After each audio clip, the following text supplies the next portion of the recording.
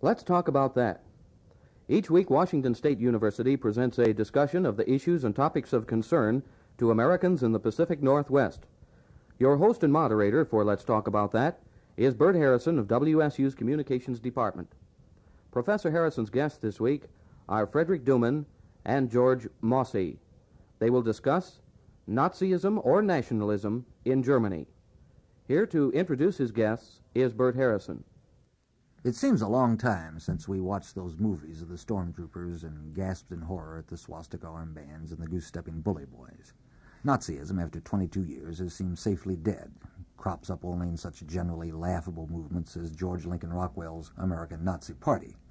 But there are those observers of Germany who insist that Nazism still lies just under the surface of the German state and the German mind, that the crooked cross and all that implies are still a long way from being buried from all times.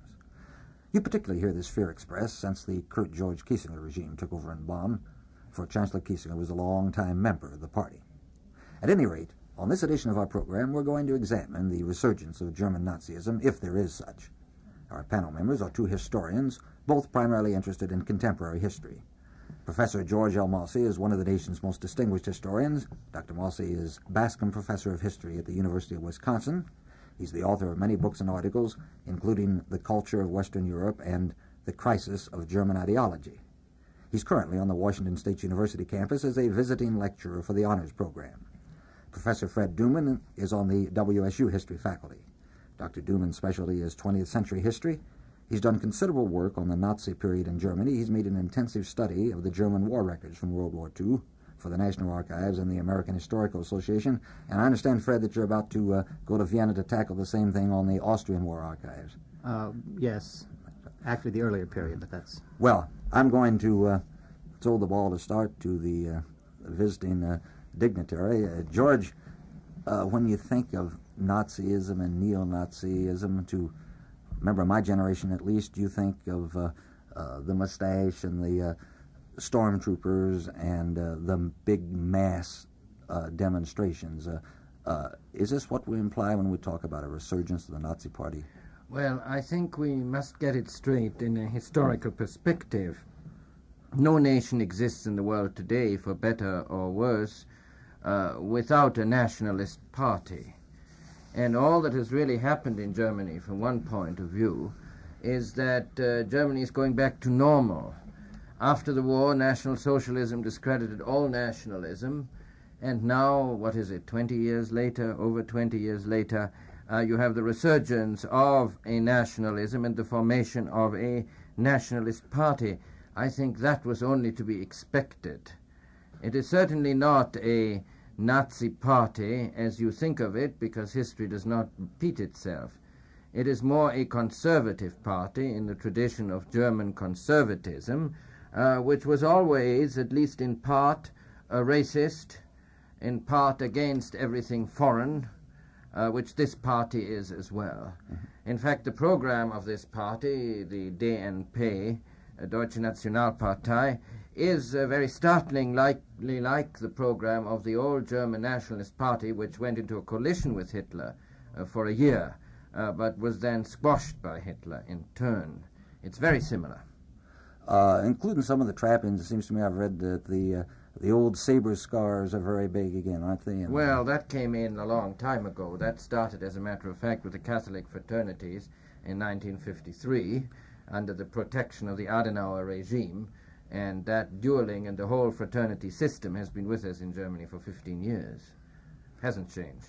But that, too, is an aspect of the recurrence or the redevelopment or the rehabilitation of respectable nationalism, at least respectable within its own environment, I would think.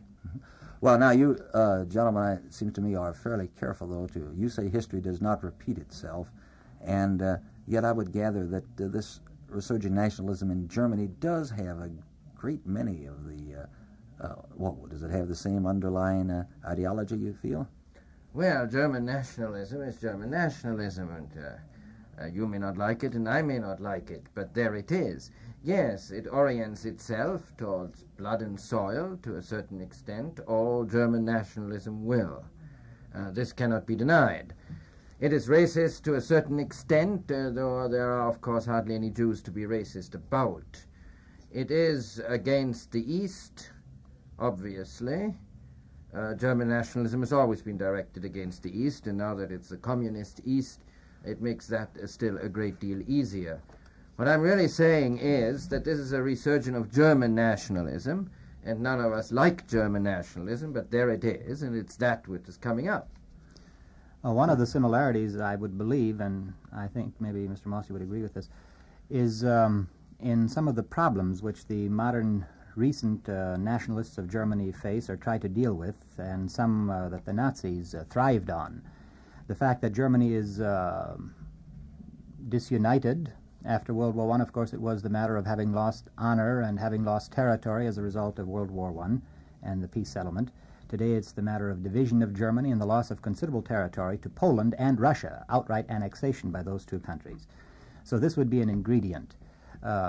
Even though the matter of German military honor is probably not as important at this point as it was after World War I, one does hear these comments concerning the fact that the German army was not really defeated in World War II. It was just overwhelming numbers.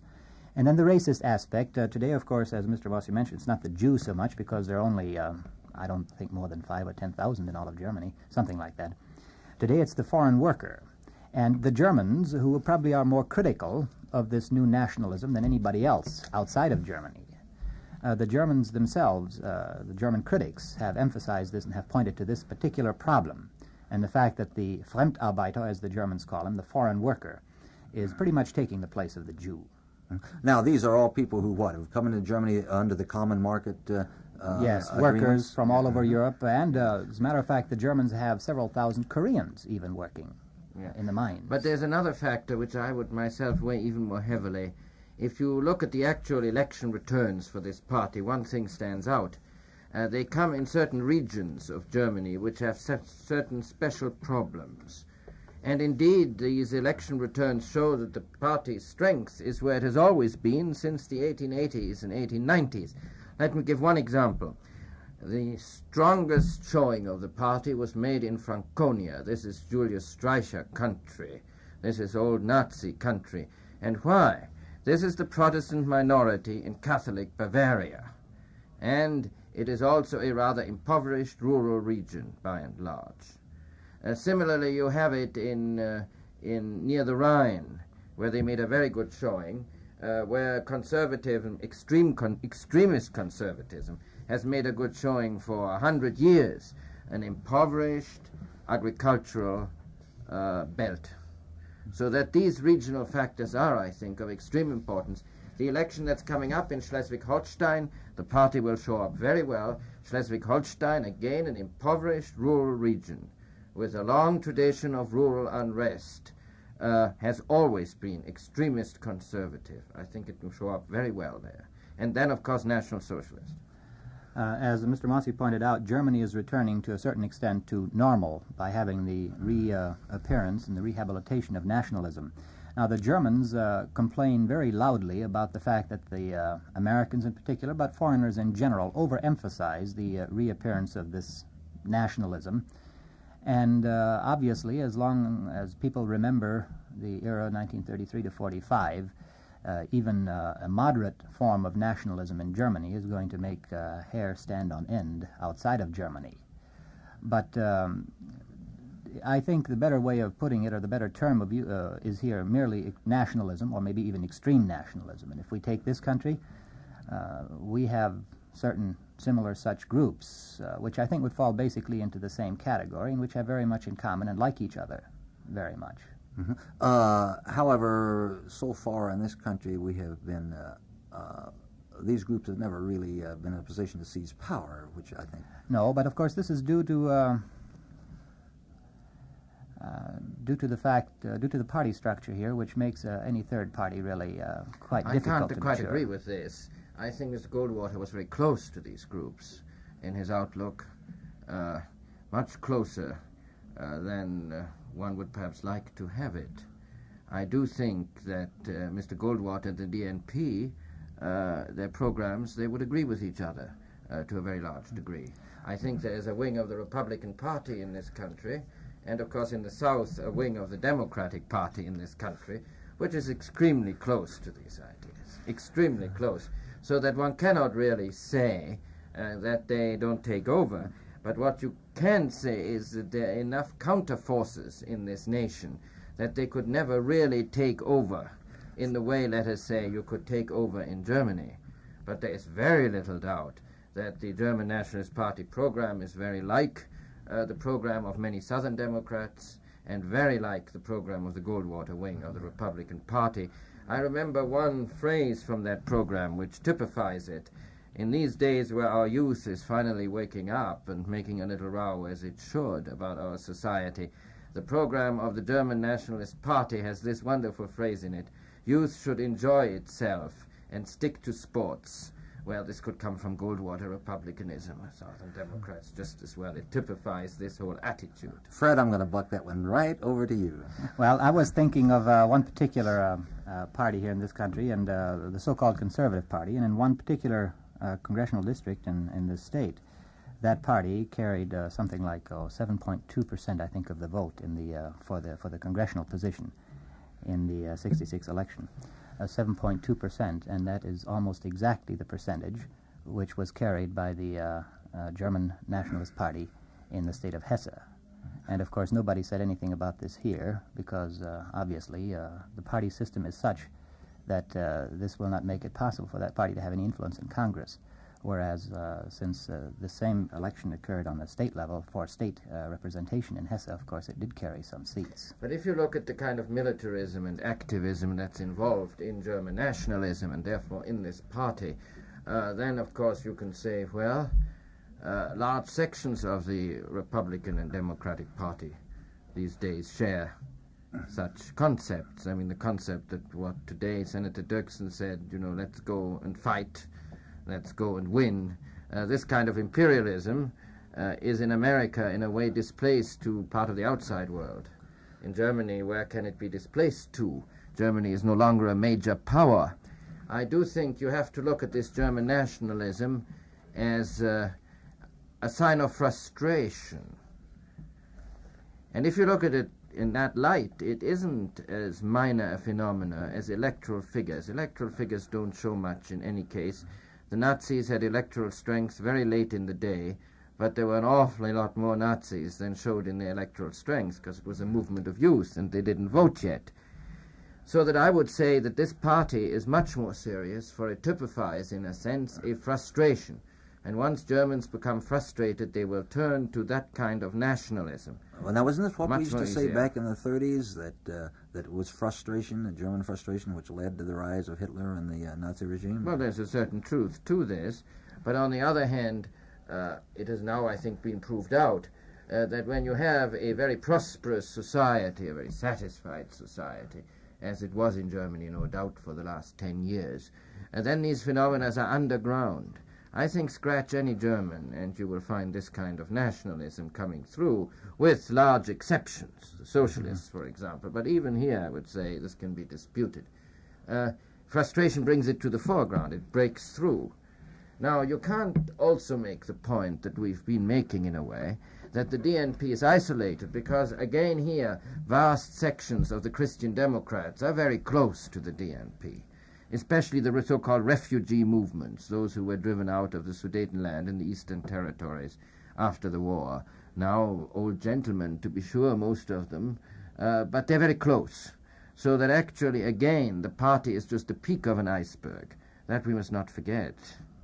Now, the point you made a moment ago about the existence of very substantial counterforces here in this country, which would, to a considerable extent, negate or neutralize the extremism. I would believe, or I do believe, that if we compare Germany prior to 1933 and Germany today, that today we would have a considerably larger portion of the population, which would also be a counterforce and an active counterforce. I believe there'd be far more Germans today who'd be willing to, if necessary, go out in the street and oppose some form of extremism, of dictatorship, maybe still not the majority. Well, I would agree with that, but I think the word extremism is misleading, because what we're really saying is that there are great forces in America and Germany who are against any extremism, in other words, who are middle-of-the-road liberal forces. Fine, as long as things go well. But if the German economic crisis deepens, as it well may, if in the United States foreign affairs and wars induce deeper and deeper frustrations, then the idea of extremism is really a meaningless idea.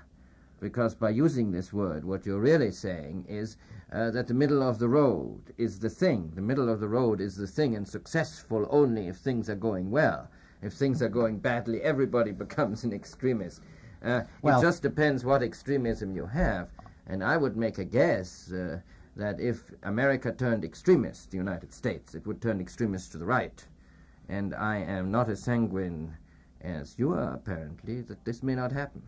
Well, no, I wouldn't. I'm not saying that this would not happen, but I do believe, and I would say that there are far more people in Germany today who are not just intellectually but emotionally attached to the democratic parliamentary process, and who would continue to work within the existing system to prevent the establishment of a dictatorial state of any kind.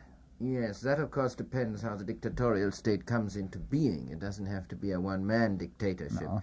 You can say right now in Germany, with the coalition between the Social Democrats and the Christian Democrats, you have a kind of situation where you have a regime which I am all in favor of for Germany, but which is in a way blanketing all opposition to it. Now, I do want to say, because you said that in the introduction, that Mr. Kiesinger's past is his past. It was never as National Socialist as it made out. I think that of all the possible candidates, he was probably the best, and that he is, in reality, now at any rate, a good Württemberg Democrat, and Democrat with a small d. And I want to point out to you that the German state of Württemberg has a parliamentary tradition older than the English parliamentary tradition. So that I don't think that the present regime is in any way tainted with Nazism. It's less tainted than the Adenauer regime was, which always had former Nazis, leading Nazis, in its cabinet. So it's less tainted with that. But still, I believe that parliamentary democracy only works if you can have some kind of a consensus. In Germany, in the United States, or everywhere. The 20th century has proved this, I think. And if the consensus vanishes in a crisis situation, whether in any nation, and especially in Germany, this fragile structure will collapse. It may not collapse into a dictatorship, it may collapse into something else. Well, I was interested in hearing that you favor the coalition as it has formed. I was personally very much bothered by it, and primarily bothered by it for the reasons which were given for the coalition. The argument was that we face a crisis, and therefore we must have coalition government. And it seems to me that the crisis which Germany faced was not that serious. Certainly, it's a deep-seated economic problem which they do face, but the problem can get much more serious and much more severe. And it seems to me that a coalition government ought to be preserved for a major national crisis, so that in effect they have already shot their bolt. They have already applied the cure which they have, which the parliamentary system has for a crisis, namely the coalition. And what if the crisis deepens? They have no means by which they can strengthen their position short of going to more dictatorial powers. But you see, in reality, I'm for it, because the difference between the two political parties is meaningless. So two things might now happen. One is, as the difference between the political parties is meaningless, you might now, perhaps, possibly, get a meaningful opposition. That is, you might get a true socialist movement, let us say, instead of what the Social Democrats are, really a sort of another kind of liberal party is what they are. You might get a true socialist movement. You might get a true kind of opposition. And a parliamentary government may have more strength if there's a true opposition rather than a phony one. Yes, but there is no indication, or at least I don't believe there is an indication at present, that a left or further left opposition party will form. If anything might form, I would almost believe that it would appear on the right. There are some indications which are not discouraging. For example, the Socialist Student Organization, which is very large, was, as you know, expelled from the Social Democratic Party, and it might give hope for greater independence for the future. What gives one hope for greater independence for the future, perhaps in America as in Germany they have this in common, is the student movements. somehow in the West now the student movements have taken over as the opposition. After all, what opposition do we have in America? It's the students' movement, really, to our foreign policy, which is the core of it. And in Germany, it's the student movement, which is now the core of the opposition to the left.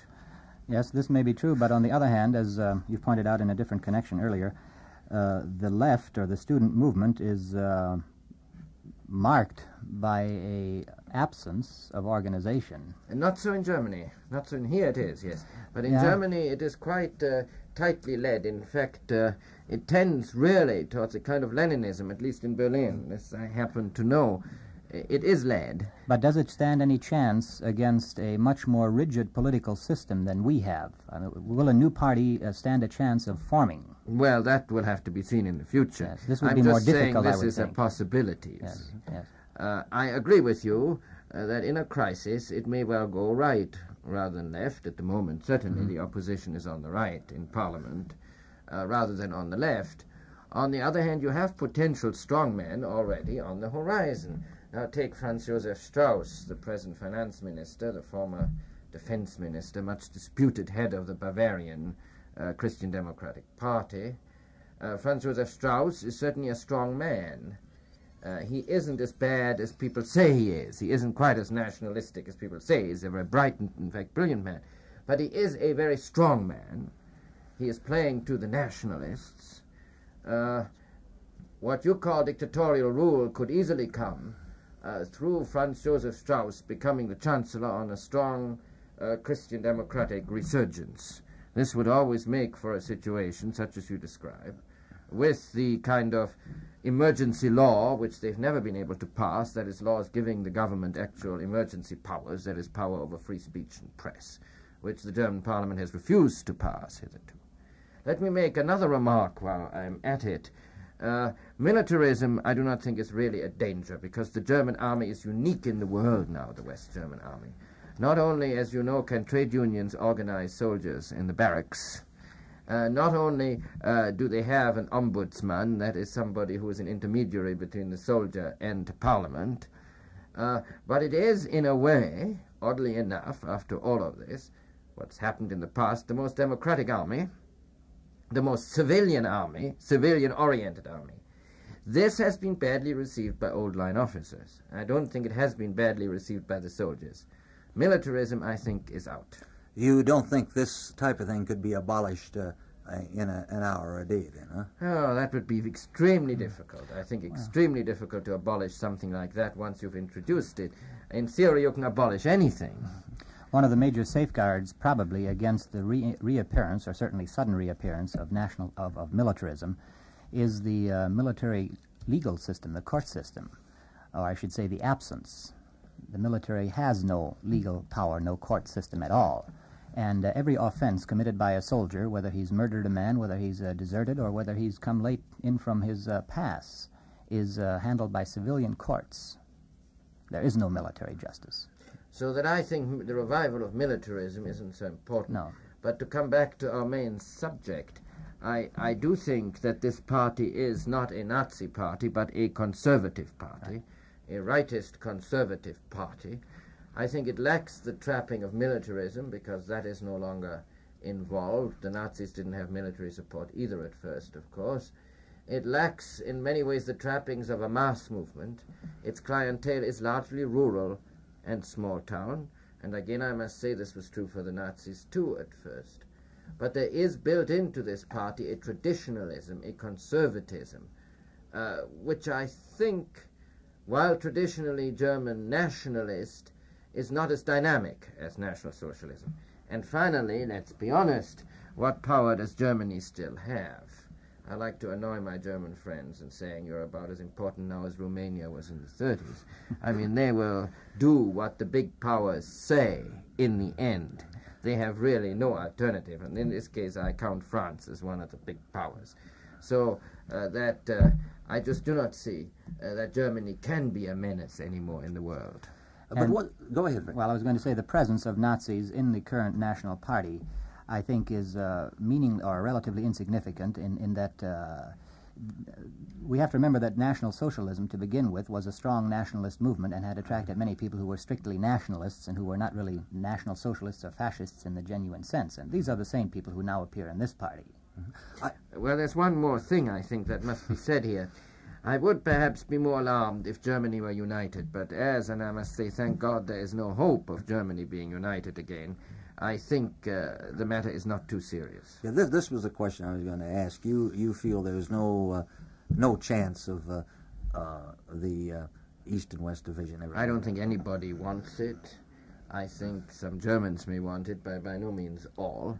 I think that it's to the interests of world peace to keep it disunited. A strong nation, Central Europe, is always going to be, at the basis, a troublemaker. Can't help it by its very geographical situation. It has been my opinion that we should recognize East Germany as soon as possible. It's been that for a long time. But we do live as Americans in a world of never, never land. I mean, we don't recognize East Germany. China doesn't exist. We live in a fairy tale, a Western fairy tale. The world is not a Western fairy tale. So I think we should recognize East Germany as soon as possible. And then this danger, I think, will have vanished. If your student groups, which you feel are the strength of socialism in West Germany, say they came to the fore and took over, would there then be a possibility of a combination? Yes, there might be. But the two parts have grown too far apart in attitude, in economics, in every way. You think. It would be very difficult to do. Even if you could do it tomorrow, it would still be awfully difficult to do. I agree with everything you said about German disunity and the need for it. But on the other hand, there's also the possibility, and we can't get into this unfortunately, that this would be a source of trouble and continued frustration to the Germans. The fact that they are division disunited. To the West more than to the East. Yes, German. yes. That is possible, yes. They're talking about it, even though it's an unreal thing. They keep talking about it. Yes, it's kept alive. They talk themselves into a corner. It's kept alive by politicians, just as the German ambitions to the East are kept alive by politicians. But you feel this is strictly a lip service sort of thing? Strictly lip service, there's no doubt about that. Thank you, gentlemen. We have been discussing neo-Nazism in Germany and what it amounts to, if anything. Our panel members were Professor George L. Mosse of the University of Wisconsin, where he is Bascom Professor of History, Professor Fred Duman of the History Faculty of Washington State University. We'll be back next week at this time with another edition of Let's Talk About That. Thank you, Mr. Harrison. You've been listening to Let's Talk About That with Bert Harrison of WSU's Communications Faculty. Professor Harrison's guests today were Frederick Duman and George Mosse. Let's Talk About That is produced and transcribed by the Radio and Television Services of Washington State University.